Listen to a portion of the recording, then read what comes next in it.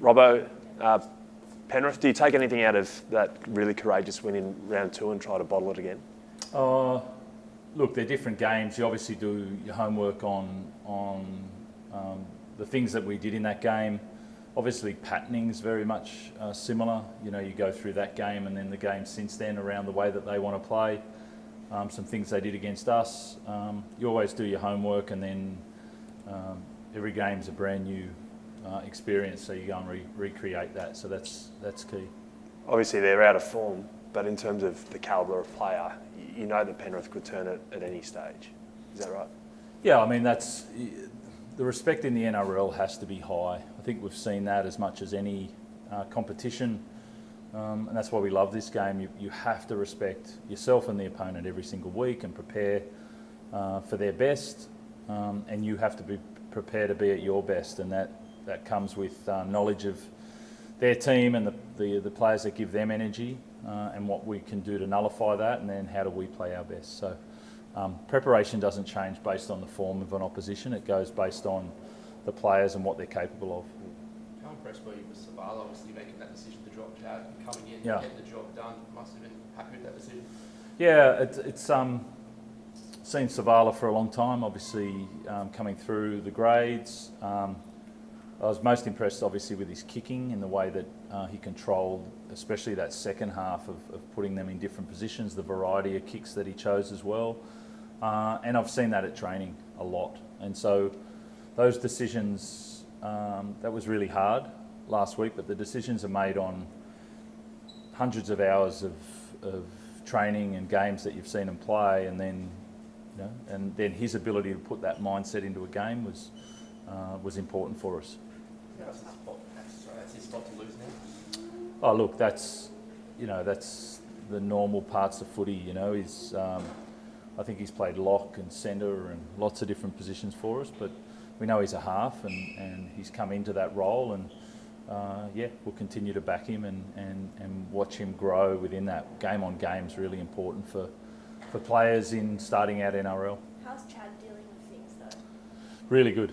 You know, he's in our leadership group. He came in Monday and was really quite vocal with how the boys played on the weekend, what he saw. He's still contributing a lot, and yeah, he's a professional. You know, he's to be honest, you're not always sure how people are going to deal with it, and you get more impressed by people when you see them go through uncomfortable times and the way that they dealt with it, and that's been Chad. You know, he's been at training and assisting the guys to be at their best, and yeah, it's been really impressive. What do you think you have to see from him for him to find his way back into the side? Yeah, there's nothing new there for Chad. Like, there's no new skills to learn for Chad. It's about him feeling comfortable to play his best footy. He's got all the tools that he needs. He just needs that, just to loosen the grip a bit and play his footy just that little bit more. Got Billy Smith out, but Mark comes in. It's Yep. a good chance to see what he got again.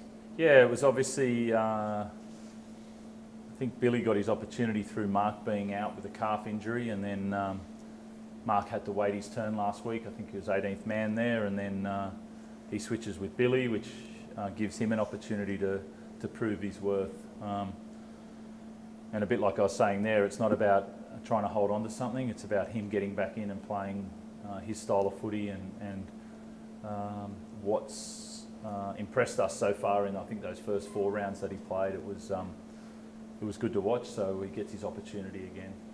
Just back to Hugo, it wouldn't be hard for a young kid that, in his second, third game, to go, wow, I'm up against Nathan Cleary and not get overwhelmed. What's your message, or the senior boys' messaging to him this week to make sure that he can just get out there and be calm and play his game? Yeah, it's always come back to your strengths. You know, there's you have to have knowledge of opposition and who you're playing, and that's why we play against an opposition. But the real game's with yourself, and you have to control your strengths and bring them to the fore, and so knowledge of opposition, but play his game, and that's been the discussion again this week. You know, what do you bring what do you bring to the team? What's your strengths? And then go out and play that tomorrow night.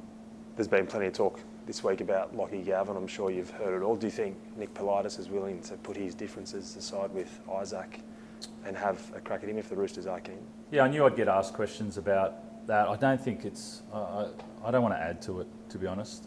Really, in terms simply. of whether you're interested or... No, that's not even a discussion. I'm just talking about... I don't think it needs any more air from anybody else outside of...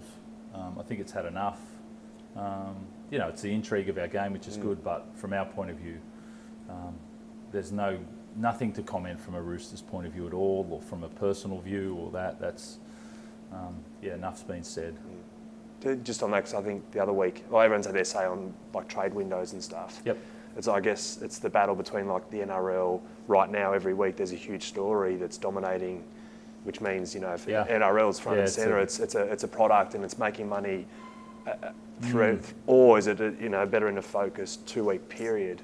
Like, do you know?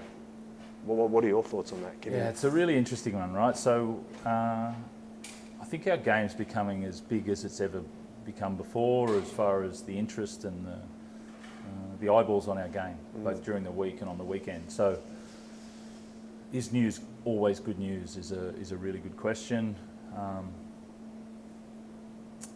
I do think, you know, the discussions between we're a 365 days of the year trade window, basically. That's what it's become, and can we get more out of our game by reducing that? You know, I think if the last few weeks are anything to go by, it would help a bit. You know, from a purist about loving footy and focusing on what happens on the field, that'd be nice. As far as an interest point of view, someone outside of loving the 80 minutes and loving the drama around it, they'd have to discuss that as well. That's why I think the NRL and the Players Association, that's where the discussion lies. You know, how much interest is there in the game? A lot. Can we hold that interest outside of discussions about player movements? I know we can, because we've got a beautiful product. And then is the Players Association willing to reduce that window to better the discussions around the product on the field? There's the real conundrum there, and yeah, I think there's a better way to do it. The discussion around it, probably not right now. That's right. Oh, okay. You go, ladies, please. Just on Joey Marnie last week, he said that he had only just sort of found out Yeah. that potentially he wanted to get out of that contract. Have you had any discussions with None. him? Nothing. Right. Not since that. I think I read it in a press conference 2 minutes before I got in front of the microphone, got asked about it, and I've had no discussions since then. So I don't know where Joey's at after that. So yeah, we'll have to wait and see. I don't know. Okay. We've had chats about basketball, but that's about it. What with Joey? Yes. So Who's his Are team? you going to become a basketball? well, he floats on his team, depending who's winning at the moment. Oh. Yeah, that's Joey. Okay. No, of course he's a Lakers fan. Who else would he Yeah. support? You know, so. Well, we're just with Spencer too. Obviously, Yep. there's a lot of chatter earlier in the week over the round. Just how's he been this week? Has all been fine? Yeah, he's been really good. He came in Monday. Obviously, a lot happened over the weekend, and focused on footy. So yeah, I think it's been good support from the team and the club, and from the senior players, and it's about getting on with footy. I think enough's been said, and it's get on and play some footy. That's the only way. I think he's said his piece, and so's JT. And I feel like, to be honest, both of them, for an uncomfortable situation, have handled it well, and they've moved on. Robbo, now looking ahead to Origin, Teddy comes up against Dill this weekend. I guess, do you see this being a fixture where obviously they're facing off directly, where he can really put himself forward to say, I'm ready for selection this year? I think it's a bit like us. You know, I don't think Teddy was in the frame, you know, from what I saw as far as the guys that were selected to go into the group. I think they're pretty clear on who they want as fullback. So Teddy plays in the moment, and he's going to keep doing that. You know, Teddy does Teddy well. He's an incredible ability to focus on what he needs to do in each game and each week, and that's all he can do. So yeah, he's been one of our leading lights this year, and he'll just his focus is on tomorrow night. I don't think that's come into consideration at all. Robbo, sorry, just one more. Yep. I don't know if you saw comments. Anthony Seibold last night after Manly's game just spoke about the toll on players. So Manly have had 5 games in 25 days. I think it's 3 games in 11 days. And he wasn't making an excuse, but just from a player welfare perspective, he looked at the Knights draw, Raiders, Sharks. Yeah. I haven't looked at yours throughout the year. But in terms of, he said the game needs to look at that. Like, as a player welfare perspective, when we're demanding more than ever out of our players, is that a fair point from a coach? I think the first thing is, I don't know the process that they go through to choose the draw. It was obviously selected by television stations at one point, and then it got back to the NRL. But I heard Anthony's comments, and that's a lot. I've talked to Fitzy. The Sharks have had a lot of travel. Ours has been different. Ours has been more opponents. We've had Brisbane Penrith within the first 7 rounds. 4 out of the 7 have been the same team. I'm not sure of the process, but when it comes to lots of travel and 5-day turnarounds, I think the rules should be held in place a little bit more around backing up, and we've gone from increasing the intensity of the game, and the product's improved. Now, how do we make sure we recover and keep that product high? I think it probably could have been better. I think what Anthony's saying about the way Manly played last night and wanted to play, and whether the fatigue played any part in that. I think the schedule should be a little bit more balanced than what it was.